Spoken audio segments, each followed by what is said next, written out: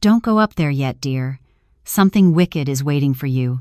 I froze on the sidewalk outside my building, my hand still clutching the champagne bottle I'd bought to celebrate. The old woman who sold flowers on the corner, the one I bought roses from every Friday, was gripping my wrist with surprising strength for someone her age. "Mrs. Rose?" I said, using the nickname I'd given her. "What are you talking about?" Her cloudy eyes locked onto mine with an intensity that made my stomach drop. "I saw them go up 20 minutes ago. Your husband and that pretty assistant of yours, the way they walked together. Dear, I've seen enough in my 70 years to know trouble when I see it."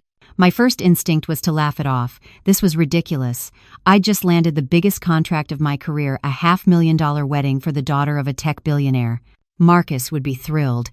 Elena had been working late to help me finalize the proposal. Of course, they'd both be at my apartment. We were a team. But something in Mrs. Rose's expression stopped the laugh in my throat. "Trust an old woman's intuition," she whispered. "Don't go straight up. Wait, watch. You'll thank me later." I should have ignored her. I should have patted her hand, thanked her for her concern, and gone upstairs to pop that champagne with my husband of 3 years. But my feet wouldn't move toward the elevator. Instead, I found myself nodding, my heart beginning to race for reasons I couldn't explain. "Okay," I heard myself say. "Okay, I'll wait."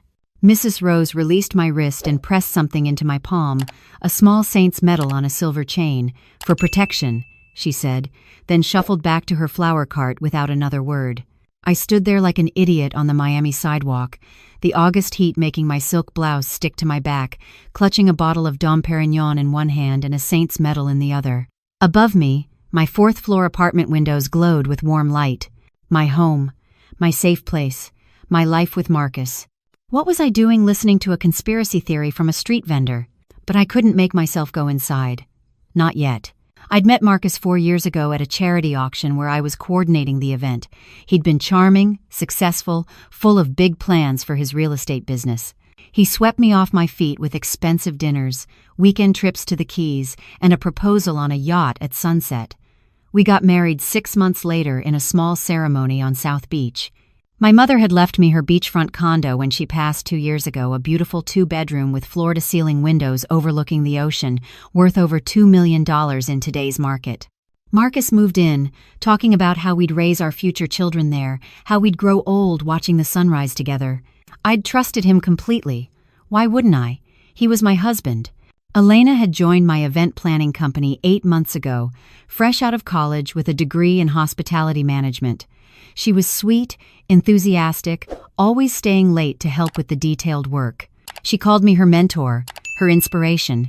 We'd grab lunch together, share stories about difficult clients, laugh about wedding bridezillas.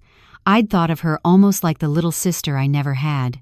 I checked my watch, 6:47 p.m. I'd texted Marcus at 6:15 saying I'd be home by 7 with big news. He'd replied with a champagne emoji and "Can't wait, babe." My phone buzzed. Another text from Marcus. "Where are you? Getting worried." My fingers hovered over the keyboard. Then I slipped the phone back in my purse without responding. The building had a side entrance near the parking garage. I'd never used it, but I knew it existed. Before I could overthink it, I was walking toward it, my heels clicking on the pavement. The door opened with my key fob, and I took the service stairs up to the 4th floor. My apartment was at the end of the hall. If I stood at the corner near the stairwell, I could see my front door clearly without being seen. I felt absolutely insane doing this. What would I even be looking for? I waited. 5 minutes, 10 minutes, nothing. I was about to give up, to walk to my door and apologize to Marcus for being paranoid, when I heard voices from inside my apartment. Loud voices. The door to the apartment across from mine opened, and old Mr. Peterson stepped out with his garbage. He saw me lurking in the shadows and jumped. "Miss Sophia, you scared me. Did you lock yourself out?" "No, I think I left something in my car. Just heading back down," I stammered.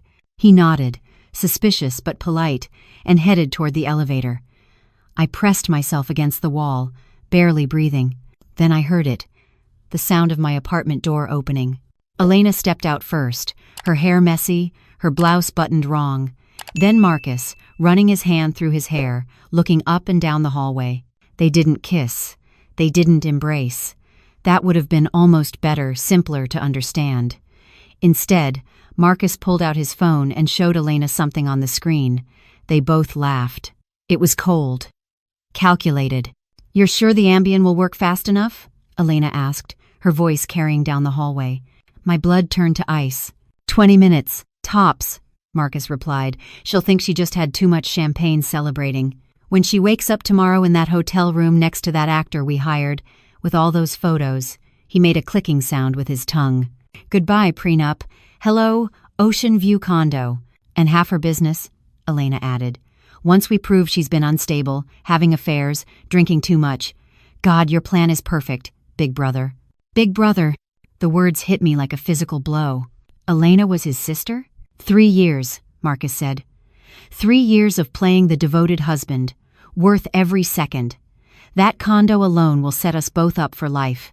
"Still can't believe she never questioned why I needed this job so badly," Elena laughed, "or why I was so eager to be her friend.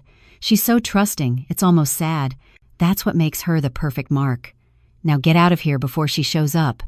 Remember, you were just dropping off those files, totally innocent. I'll text you once the Ambien is in her drink."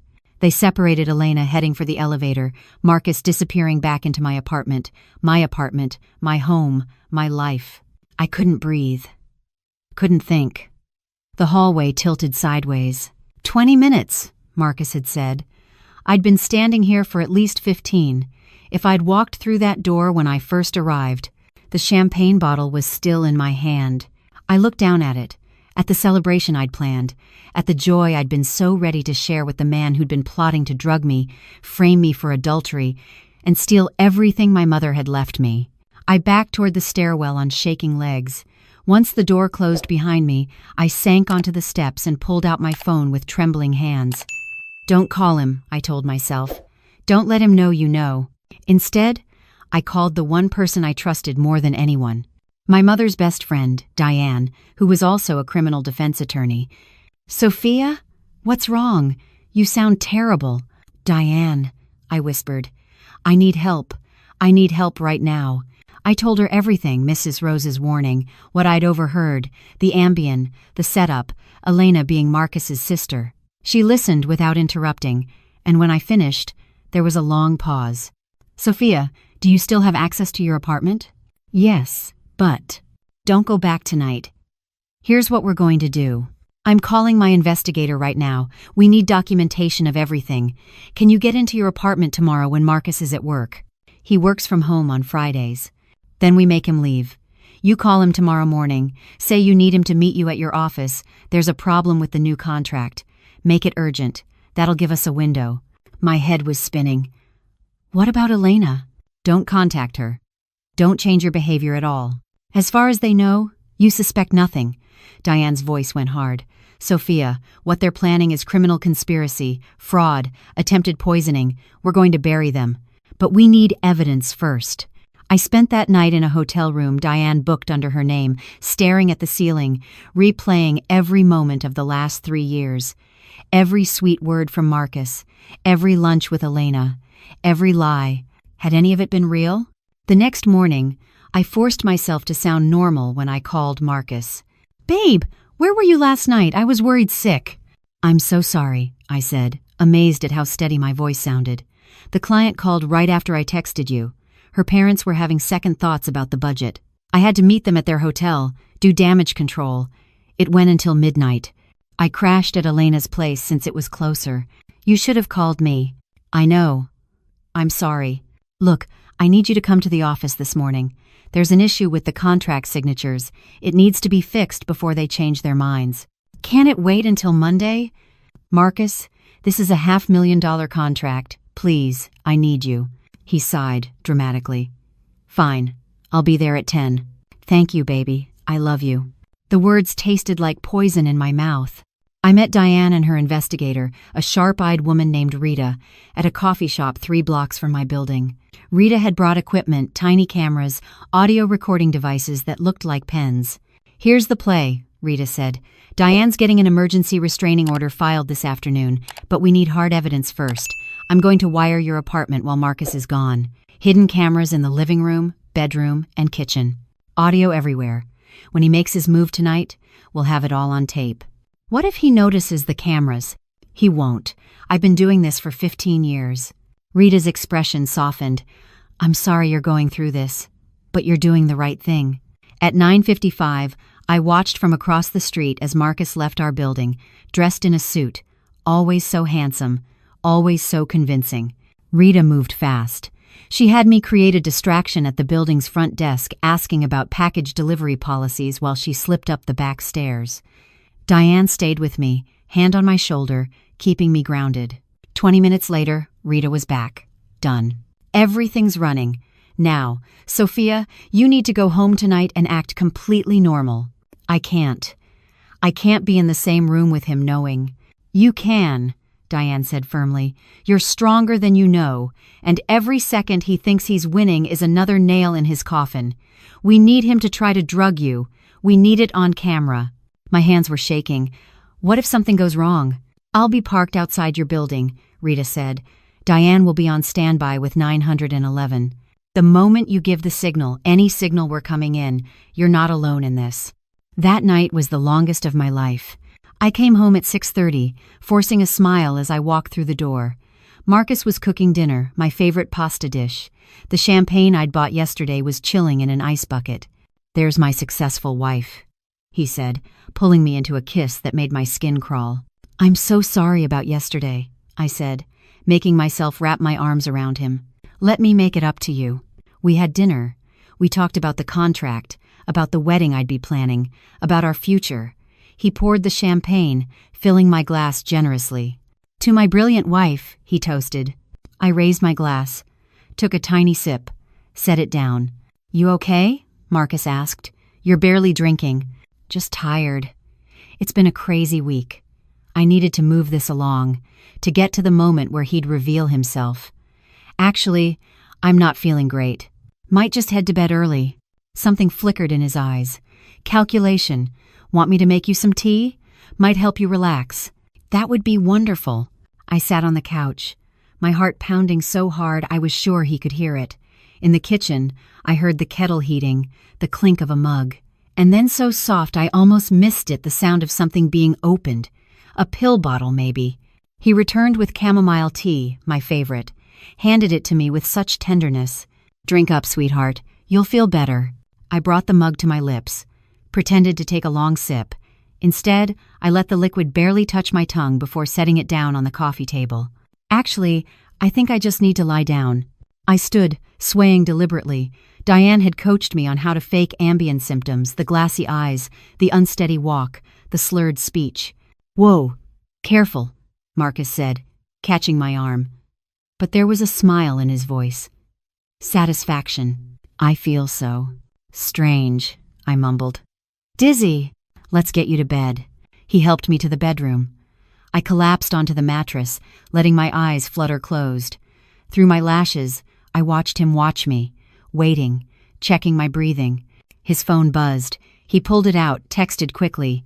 One word, ready. 10 minutes later, I heard the front door open. A key in the lock. Elena had a key to my home? Is she out? Elena's voice eager. Dead to the world. I used 3 pills just to be sure. If I'd actually drunk that tea, I'd be unconscious, defenseless, at their mercy. The actor's waiting at the hotel, Elena said. God, this is really happening. Help me get her dressed. Something sexy. We want the photos to look really damning. I felt hands on me, touching my clothes, starting to undress me. Every instinct screamed to fight, to run, but I forced myself to stay limp, breathing slowly, while these monsters violated my trust in the most intimate way possible. Should we do her makeup too? Elena asked. Make her look more willing? Good idea. There's lipstick in the bathroom. This was my moment. While they were distracted, I let my hand slip to the floor, reaching for my phone that had fallen from my pocket. I pressed the emergency contact button Diane had programmed. One touch, no sound.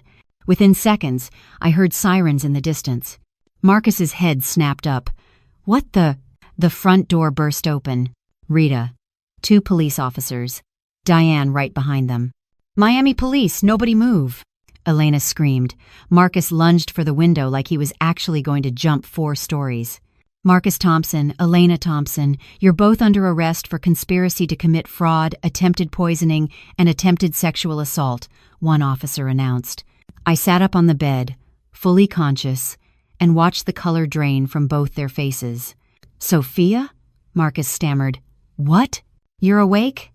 You drank the— I drank nothing, I said, my voice steady and cold. But you gave me drugged tea. You planned to photograph me unconscious with a stranger. You've been plotting to steal my home. All of it is on camera. All of it is recorded. Everything. Elena's face crumpled. This was his idea. Shut up! Marcus snarled at her. She's your sister, I said quietly. Your sister. You brought your sister into my life, into my business, made her pretend to be my friend. For 3 years. All for money. That condo is worth over $2 million, Marcus exploded. You didn't earn it. Your mommy left it to you. You don't deserve— And that gives you the right to drug me? To frame me? To destroy me? He had no answer, just rage twisting his handsome features into something ugly and unfamiliar. The officers cuffed them both. As they were led away, Elena was crying, begging me to understand, to forgive. Marcus stayed silent, his jaw clenched. Diane put her arm around me. You did it. You got them. I nodded, unable to speak. My legs gave out, and Rita helped me to the couch. The same couch where Marcus had handed me poisoned tea 30 minutes ago. We have everything, Rita assured me. The cameras caught him opening the pill bottle, crushing the tablets, putting them in your tea. We have the audio of them discussing the plan. We have Elena confessing you drunk nothing. It's airtight. The trial took 6 months to reach court. Marcus's lawyer tried every angle, claiming I'd entrapped them, that the recordings were illegal, that I'd consented to some elaborate role play. Nothing stuck. The prosecutor, a fierce woman named Sandra Martinez, laid out the evidence methodically.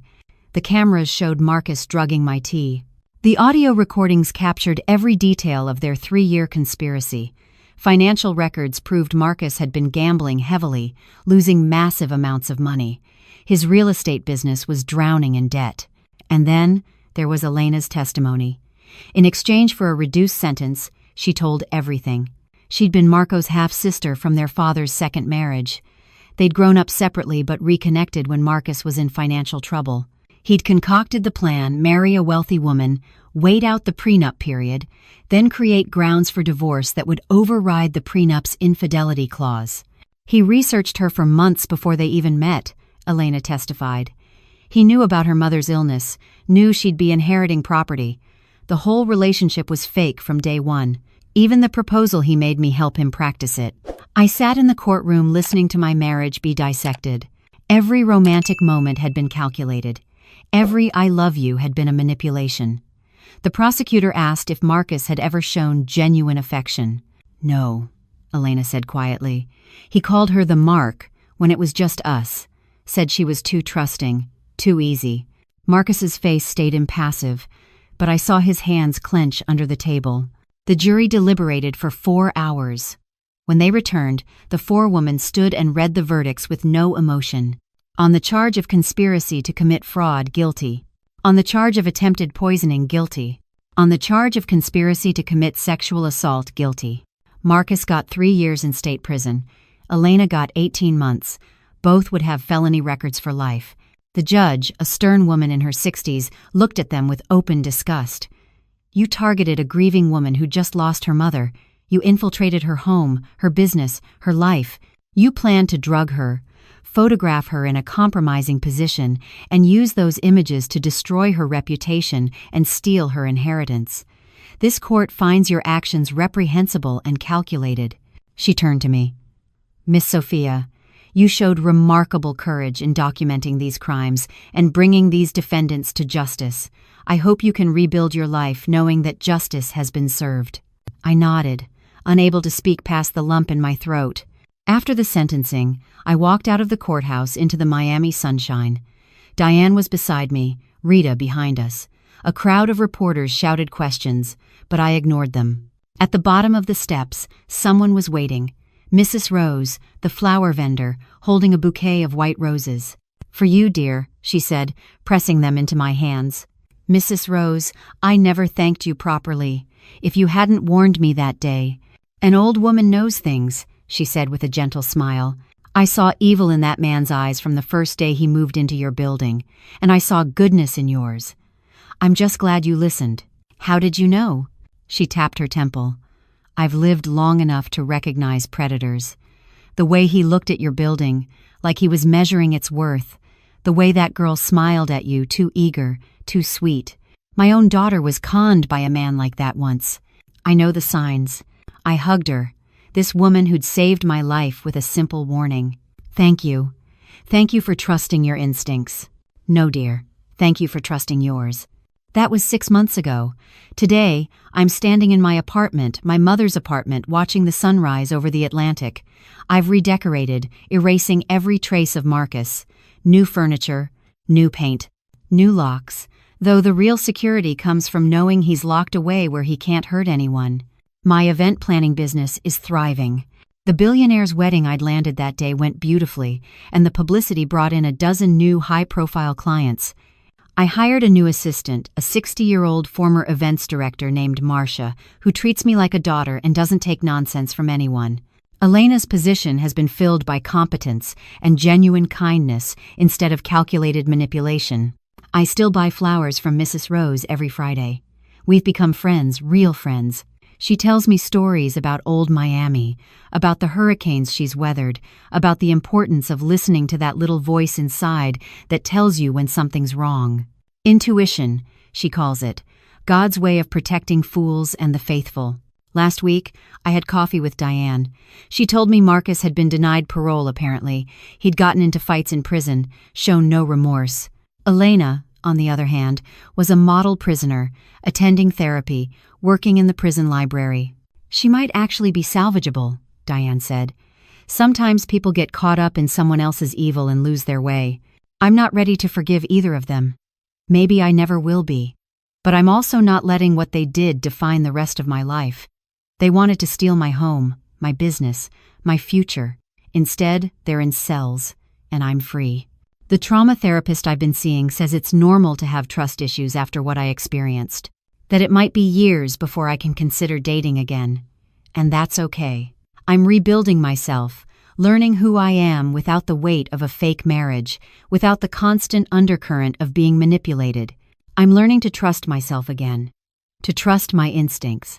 And when that little voice inside says something's wrong, when the hair on the back of my neck stands up, I listen now. I always listen. Because sometimes the universe sends you a warning through the most unlikely messengers. An old woman selling flowers, a feeling in your gut that something's not right, a moment of hesitation that saves your entire life. The key is being brave enough to listen, to trust yourself when logic says you're being paranoid, to understand that not everyone who smiles at you wishes you well, and that's okay, you're strong enough to tell the difference. I'm strong enough. That night when Mrs. Rose grabbed my wrist, when she looked into my eyes and told me not to go home, she gave me more than a warning. She gave me permission to trust the part of me that knew something was wrong. The part I'd been ignoring because I wanted so desperately to believe in my marriage, in my friendship, in the life I thought I had built. But that life was never real. This one standing in my mother's apartment, running my own business, surrounded by people who genuinely care about me, this is real. And I fought for it. I was smart enough, brave enough, and yes, lucky enough to have Mrs. Rose in the right place at the right time. But luck favors the prepared. And when preparation meets opportunity meets divine intervention, justice doesn't just happen, it thunders down like a storm. Marcus and Elena thought they'd found the perfect victim, a trusting woman, a recent widow, someone who wanted to believe in love. What they found instead was someone who listened when an old woman said, "Something wicked is waiting," someone who trusted her instincts over her hope, someone who had the courage to face the truth, no matter how much it hurt. They thought I was weak. They learned otherwise. And now, every morning when I wake up in this apartment, in this life that's truly mine, I look at the small saint's medal Mrs. Rose gave me that night. It hangs on my rearview mirror, now a reminder that angels come in unexpected forms, and miracles sometimes look like an old woman selling flowers who cares enough to warn a stranger about danger. The best revenge isn't anger. It's living well. It's thriving. It's taking the life they tried to steal and making it even better than before. And every Friday, when I buy my roses from Mrs. Rose, I smile knowing that I listened, that I trusted, that I survived, and that they're locked away, regretting the day they ever thought Sofia Martinez would be an easy mark.